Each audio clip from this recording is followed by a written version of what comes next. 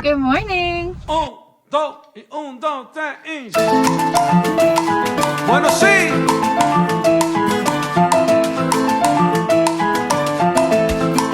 Camina.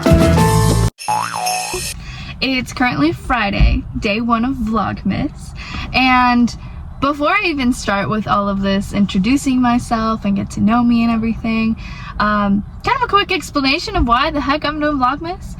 If you're watching currently right now, December 1st, 2023, you'll probably see that my subscriber count is literally 25. 25 people.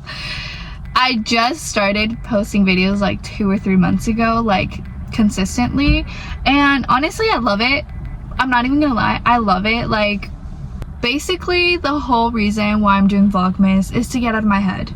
It's just post, have fun, get used to just filming. That's like a huge thing. Like, I think the biggest part of this is me just needing to get used to filming myself, because I love filming other stuff, I love creating the videos, but me talking in the videos, it just makes me so nervous. Even like with my mom, I'm with my mom all the time and I just can't get myself to like vlog, you know, in front of her.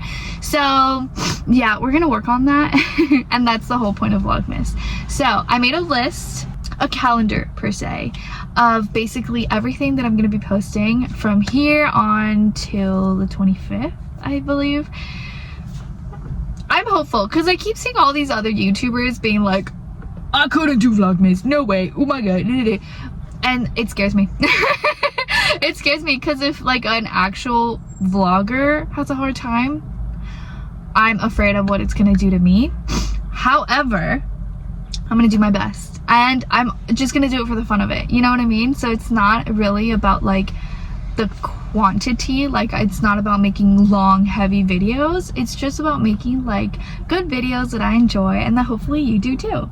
So anyways, for day 1 of Vlogmas, I want to do get to know me, aka introducing myself, because although I do have a video already on here that's like introducing myself, I want to make like an updated one. And also I found these really cool questions on Pinterest that I think are really cool and you might really enjoy. So okay, let's just get started and I'll start at the beginning. Okay, so first, my full name. My name is Andrea. I'm Mexican, so the direct translation of Andrea is Andrea. My name is Andrea Camarena. When I was little, I would say Andrea Camarena Murillo. Anyways, my name is Andrea Camarena Murillo. I was born and raised in Mexico. My hometown is Cuernavaca, Morelos, but I've lived in San Diego, California since I was like little. So in total, I think I've lived in the United States for, I believe, 17 years now. My zodiac sign, I love zodiac signs. Okay, I love everything that has to do with astrology and everything. I don't know that much about it, but I love it. I'm a Libra sun, a Libra rising, and a Gemini moon. So this bitch is air. I'm air all the way.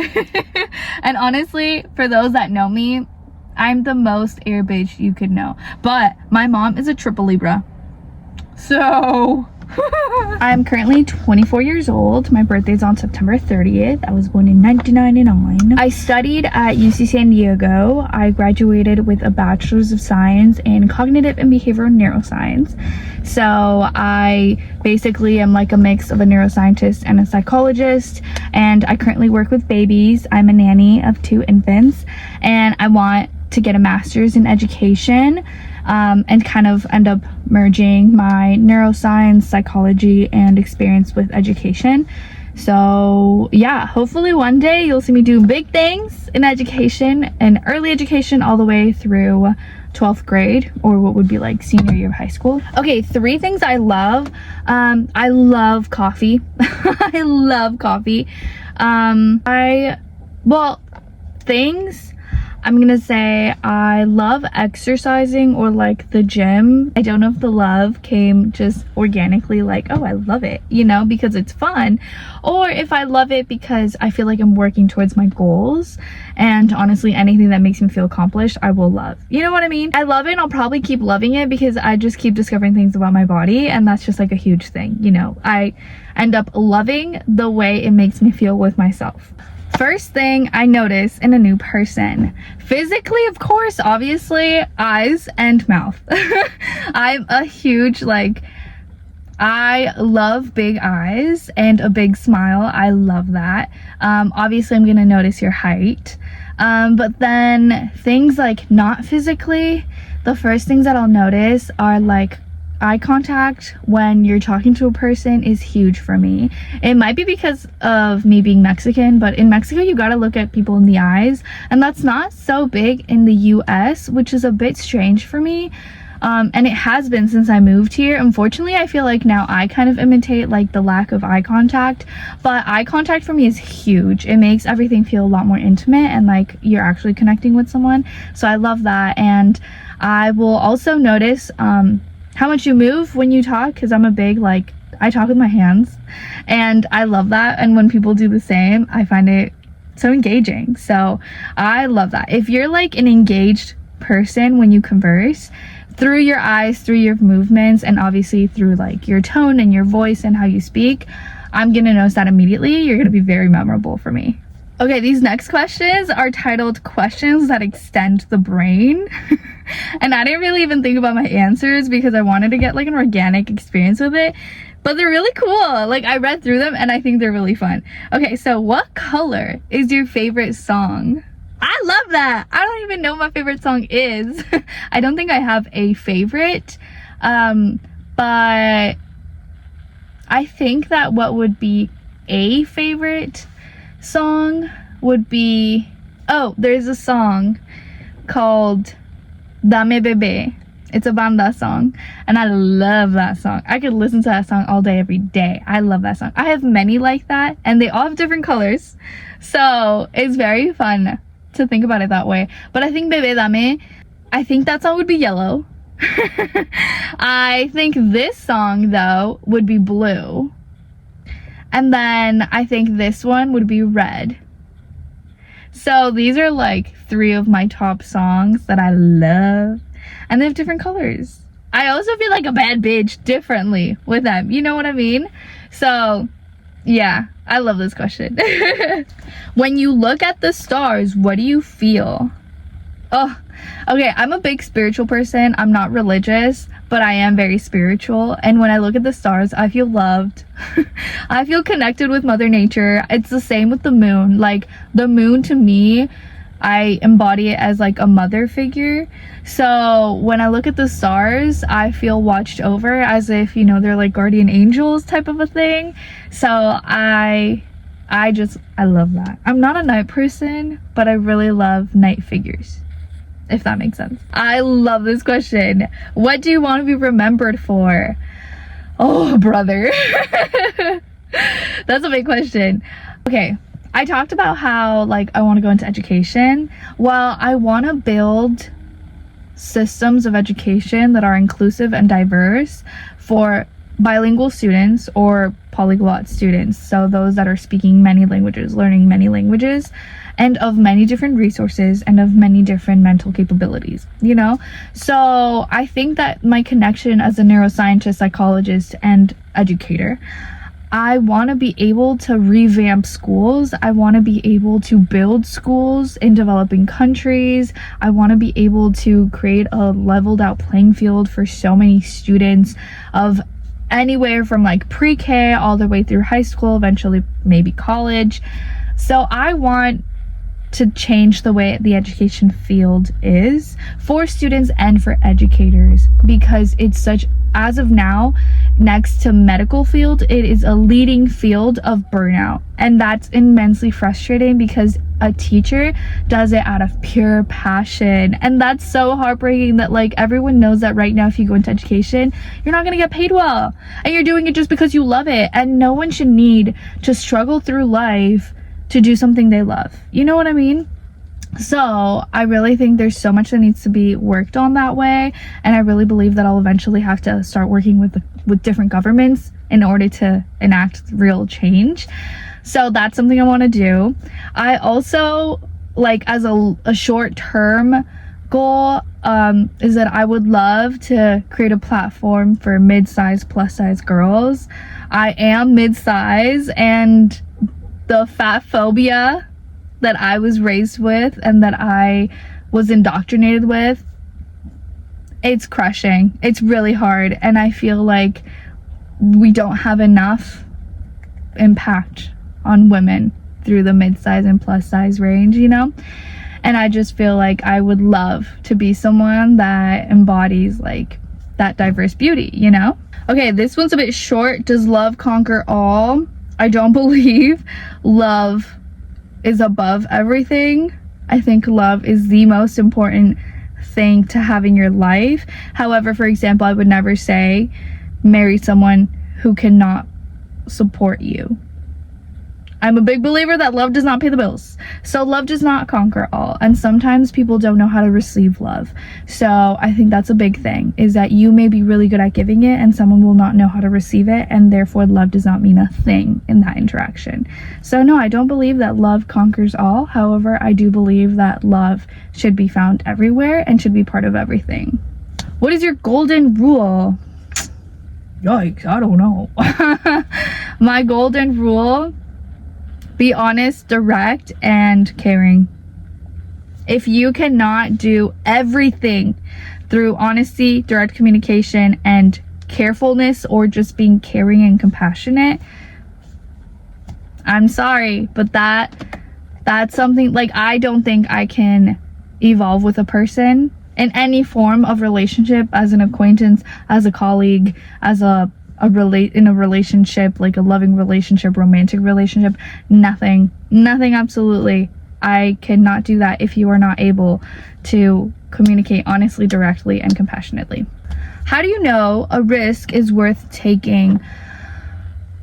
If you're not gonna hurt anyone gravely, like with ill intent in the process, and the gain will be, I guess it's one of those like, end justifies the means. If it's morally and ethically correct, yes. As well as if it's a risk about something that brings you joy right now, brings you to your next stepping stone as a person, I think that you should not think about what if or what will you think in the future, because that person does not exist. You know what I mean? So, like, it's a small example, but when I got my first tattoo, I got a big tattoo. It's a big tattoo. It's 20 centimeters, and I got on my thigh, and it was my first tattoo. And it's something you can't really go back from. You know what I mean? And that, I think, was my biggest risk, is that once you get that tattoo, there's no going back. Like, you've changed, you're different, you know? So the risk for me in that moment, I guess, and the way that I changed myself in that moment to no longer think of risk as something I'm doing for my future me, is future me is gonna have to have the responsibility and the maturity to understand that present me wanted this, that this made present me happy and fulfilled, and I need to shape future me to be more compassionate with present, aka past me, not present me to worry about what future me will think. Does that make sense? So a risk is worth taking if present you wants to take it. If you think it's the right decision for present you, do it, because it's future you's responsibility to be okay with it, to be understanding and compassionate with that decision that present/past you made. Okay. What has been the best phase of your life so far? I think I'm living it right now. I think 2023, I put myself out there so much. I went to Vegas for the first time with my friends, like clubbing and partying. Hands up right now.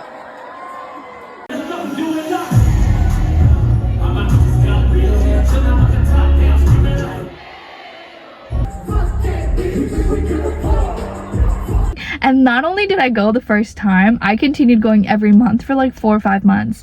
And if if you know Vegas, Vegas is like the epitome of pretty privilege, of physical appearances, of money, of just appearances, you know what I mean? And so that was really, really big for me. I just never imagined myself to, in this state, in this physical state, put myself out that way. So it was really crazy, but it was really fun. It was amazing. It was so transformative. And after that, like, I really understood that I need to be living my life in this body right now, in this moment right now. You know what I mean? Not postponing it and just doing it, because I have looked back at myself and looked at myself with love. And I don't know why I don't feel like, again, future me will be capable of doing that if I put myself out right now. So I'm living in a great phase of just love for myself and love of the journey that is transformation. It's kind of simple, but we make it so hard. What's your biggest takeaway from past relationships / friendships? I've lost friendships because I've been taken for granted. And I think my biggest thing is that the people closest to you should be the people you love the most and show them love the most. You know what I mean? Not because they're the closest to you doesn't mean that you're allowed to treat them poorly because they're so close that they won't leave you. That's not how it works, especially with family. I feel like family gets taken for granted so much. So if you are not nurturing me, if you are not putting me, our relationship and our well-being together first, before new people that come in, before changes and things like that, I will never be in a place where I'm taken for granted. I will never be in a place where I'm disrespected because you believe that I love you enough to support that, or love you enough to allow you to disrespect me. So I think that's the biggest thing. The closer you are to someone, the bigger of a person you are in their life, the more responsibility you have to take care of them and to be nurturing to them, to be a good person, to deserve that spot in their life. What brings you the most peace? Woof, that's a big question. I think right now, being in nature, editing my videos. I do love a good book, but I have this problem right now where I feel like I need to be productive all the time, and so I never allow myself to just sit and just be, you know what I mean? My mornings, I love a morning. I'm a big morning person, and waking up with a coffee, driving, blasting your music, singing, just pounding a song, that takes the trophy. A good iced coffee. Driving, just screaming out some banda. That's the answer. That's the one. Okay, last question. If your life was a movie, what song would play in the end credits? That's a good question. I'm gonna have to think about that one for sure. But okay. I like that question. I think this song from Legally Blonde, I love that song. But also this song, I love this song.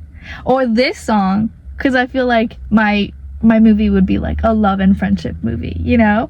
I think my movie would be like about female